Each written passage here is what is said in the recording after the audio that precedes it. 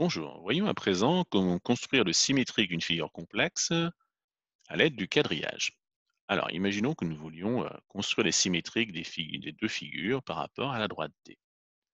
Alors ici, notre axe de symétrie est une horizontale de notre quadrillage. On est dans un cas relativement simple. Néanmoins, il faut être vigilant et faire les choses tranquillement, pas à pas. Alors, comment procéder? Nous allons en fait construire les symétriques de chacun des points significatifs des figures, c'est-à-dire en fait les sommets de ces figures. On peut également se servir des propriétés de la symétrie, puisque nous savons que la symétrie conserve les alignements, les angles et les longueurs. En mixant en fait à la fois les constructions point par point et la connaissance des propriétés, on peut éventuellement se faciliter la tâche. Alors, prenons un point après l'autre. Commençons par exemple par ce qui ressemblerait éventuellement à l'extrémité du bec de cette figure ici. Sont symétriques, donc j'ai un carreau, deux carreaux sont symétriques et donc ici. C'est le symétrique de ce point-là. Le symétrique du point qui est ici va se trouver ici. Ce qui est très important, c'est qu'une fois que j'ai validé la position de deux sommets, j'ai donc en fait validé le fait que le segment qui relie ces deux points verts sera le symétrique de ce segment ici. Donc je le trace immédiatement pour ne pas me retrouver avec quelque chose de complexe et confus avec des points dans tous les sens sans savoir à quoi ils correspondent. Donc là, j'ai tracé le symétrique déjà de ce que pourrait éventuellement imaginer être le sommet du crâne de cette espèce d'oiseau. Je continue ensuite avec les différents points. Alors, je peux maintenant construire le symétrique de ce point-là. Il se trouve à 1, 2, 1, 2. Il est donc ici. Je sais que le symétrique de ce segment sera donc le segment qui relie ce point-là à celui-ci.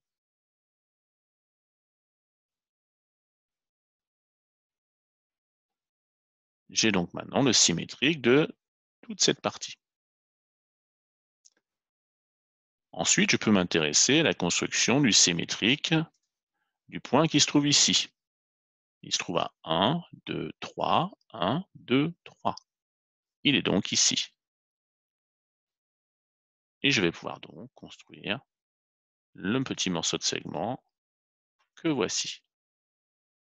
J'ai donc construit maintenant le symétrique de toute cette partie-là.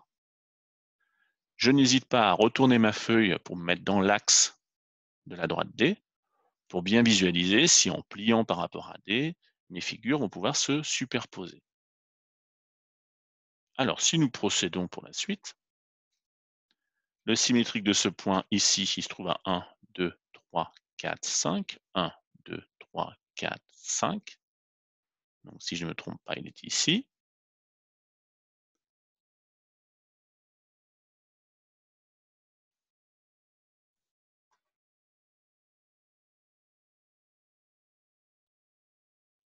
J'ai donc obtenu le symétrique de toute cette partie-là.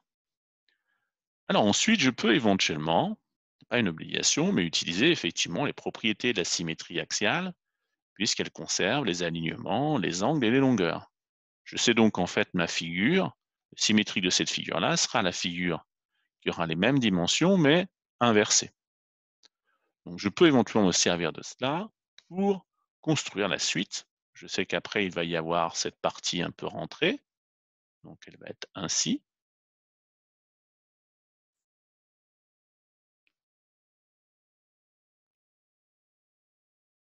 Donc j'ai construit le symétrique maintenant de cette partie-là.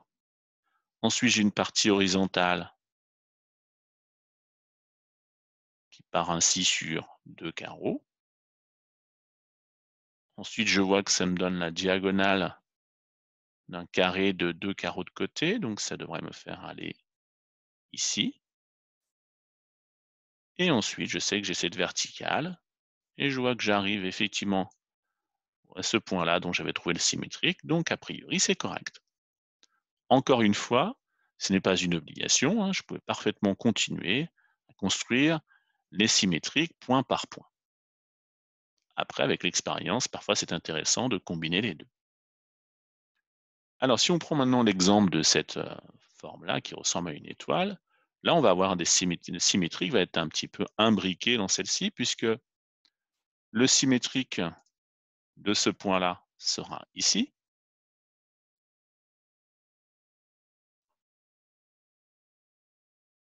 Ce qui est intéressant pour ce genre de figure, lorsqu'en fait l'axe symétrique coupe la figure, c'est que le symétrique de ce point qui appartient à droite D et ce point-là qui appartient à droite D, ben, en fait, la symétrique, c'est eux-mêmes.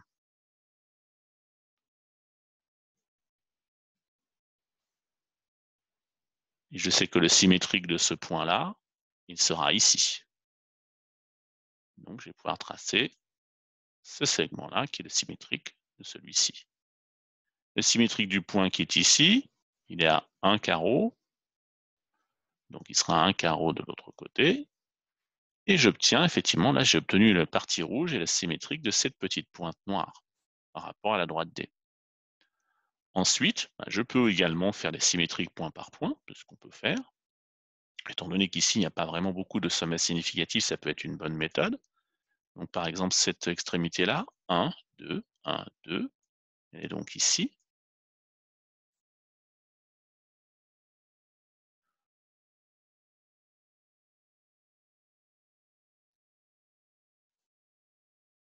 Je vais donc pouvoir relier ainsi. Je sais que les dimensions sont conservées. Bon, je vois qu'ici, ce n'est pas une forme trop complexe. Je vois qu'à chaque fois, je me retrouve avec cette même partie triangulaire. Je peux donc ensuite prendre confiance et finir de construire une figure à l'identique, mais de l'autre côté, la droite D. Par acquis de conscience, je vérifie si effectivement quelques points caractéristiques sont bien dans la position souhaitée. Par exemple, ce point-là, il se trouve à 1, 2. Son symétrique se retrouve à 1, 2 plus haut. L'autre extrémité ici, tout en bas, était à 1, 2, 3, 4, 5. 1, 2, 3, 4, 5 de l'autre côté. Encore une fois, je n'hésite pas à déplacer ma feuille de façon à me mettre dans l'axe qui correspond à la droite D, de façon à bien visualiser si en pliant par rapport à D, les deux figure rouge et figure noire, se superposent, ce qui semble être le cas. Alors, voyons à présent un cas plus embêtant, celui où l'axe de symétrie est une diagonale du quadrillage. Je rappelle que on utilise le quadrillage dans 3 cas de figure, soit l'axe de symétrie est une horizontale, soit une verticale, soit une diagonale du quadrillage.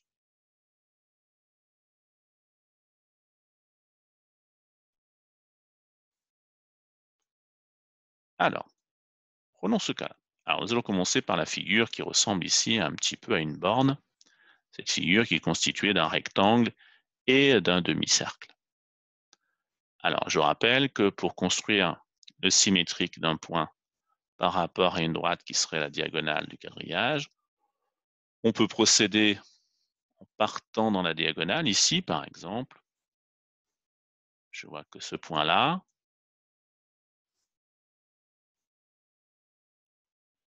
est à une diagonale de la droite D, donc son symétrique serait ici. Ou alors, je peux aussi compter, je me déplace horizontalement 1, 2, et je repars verticalement 1, 2. Je trouve la même réponse. Le symétrique de ce point-là est ici.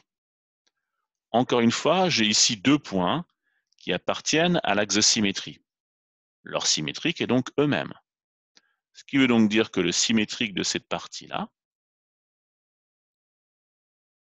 ce sera tout simplement ceci. N'hésitez pas également, j'ai oublié de vous en faire part précédemment, vous voyez qu'ici, entre le quadrillage qui est gris, la droite D qui est noire, les figures qui sont noires, on peut facilement un petit peu mélanger tout ça. Donc, n'hésitez pas à utiliser de la couleur. Alors, par exemple, c'est ce que je vais faire ici. Et notamment, je vais repasser en fait ma droite D d'une autre couleur.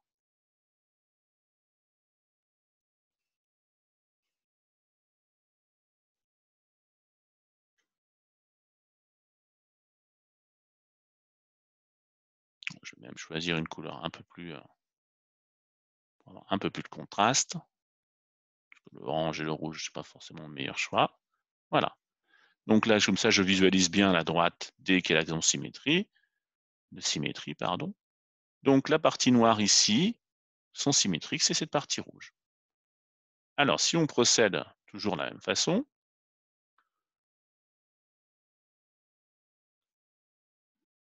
je vais maintenant m'intéresser, par exemple, au symétrique de ce point-là.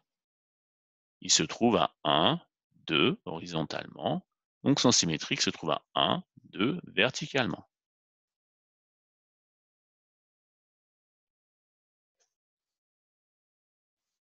Ce qui veut donc dire que je vais pouvoir prolonger dans ce sens-là. Ce que j'aurais pu trouver également en utilisant les propriétés, puisque la partie noire ici, cette partie rouge et son symétrique, doit avoir le même alignement et la même longueur. Puisque j'en avais déjà trouvé la moitié, je n'avais plus qu'à prolonger. Je peux utiliser le même raisonnement pour l'autre côté, c'est-à-dire que le symétrique de l'autre côté, ici, alors reprenons, nous étions ici, alors le symétrique de ce morceau-là, il fait 1, 2, 3, 4, donc 1, 2, 3, 4, et je peux repartir de ce côté.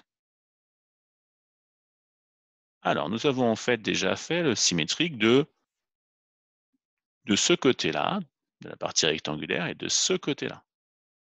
Je vérifie, il fait bien 1, 2, 3, 4, et de l'autre côté, ça fait bien 1, 2, 3, 4 également.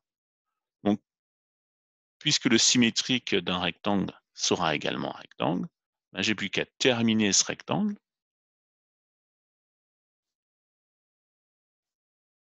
Je n'ai même plus besoin d'utiliser en fait la construction point par point. J'utilise les propriétés de la symétrie, conservation des alignements et des angles, donc le symétrique d'un rectangle sera un rectangle de même dimension. Donc, comme j'avais déjà deux côtés du symétrique de la partie rectangulaire, il était facile de le terminer. Intéressons-nous maintenant à la partie circulaire. Alors, la partie circulaire, je peux éventuellement, par acquis de conscience, m'intéresser en fait à l'extrémité qui est ici, tout en haut. Je suis à 1, 2, 3, 4, 5, 6. Donc, si je repars verticalement, je suis à 1, 2, 3, 4, 5, 6. Donc, le symétrique du point qui est tout en haut se retrouvera ici. Du coup, ça veut dire que la partie circulaire, son symétrique sera ici. Alors, pour la partie circulaire, ici, je n'ai pas de compas. On va essayer de faire pour le mieux.